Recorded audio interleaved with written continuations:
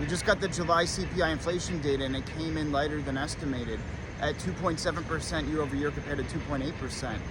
This, despite the tariff fears, we thought that tariffs would cause higher inflation, especially by now. This is a July reading. And we thought inventory that was building up ahead of the tariffs would be depleted by now. And we thought the higher prices would kick in. It doesn't seem to be the case as of yet.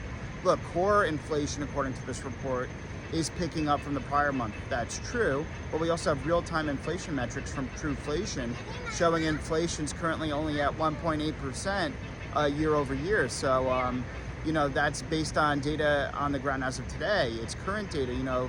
The way we get our data for the CPI inflation is a little bit outdated, and it's not automated. So that's something to keep in mind. And look, that combined with the jobs and unemployment report number for July coming in around 70,000, a lot lower than estimated. And then May and June job revisions were revised down by 258,000. This actually tees up a September rate cut by the Federal Reserve, in my opinion, which is good news. This is almost a Goldilocks scenario, in my opinion, because not only will we likely get that rate cut in September, which will bring borrowing costs down, but we're also having really good news on AI. Big tech earnings, especially Facebook and Microsoft, really blew past expectations, and it seems like growth is accelerating. This is an inflection point in this fourth industrial revolution for AI. The tailwinds of AI are stronger than the headwinds and slowdown of the tariff fears.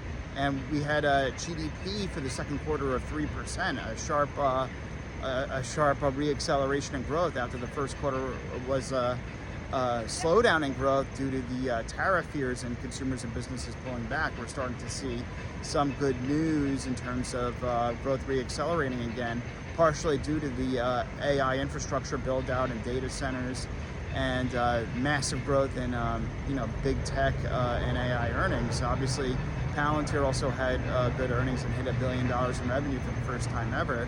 So all in all, I think we might see new all-time highs in the market this August.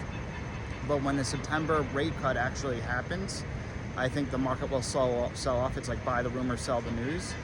And then I think it'll consolidate the market until October. And then I think we'll get one last run up into year end. But I think 2026 might be a little bit of a choppy year, or at least trade sideways. But we have to see, especially if the rest of 2025 provides massive gains. But either way, we're seeing such strong growth in AI. It looks like this party's not done. It really ultimately could have another 2 to 3 years before this bubble ends in a bubble burst.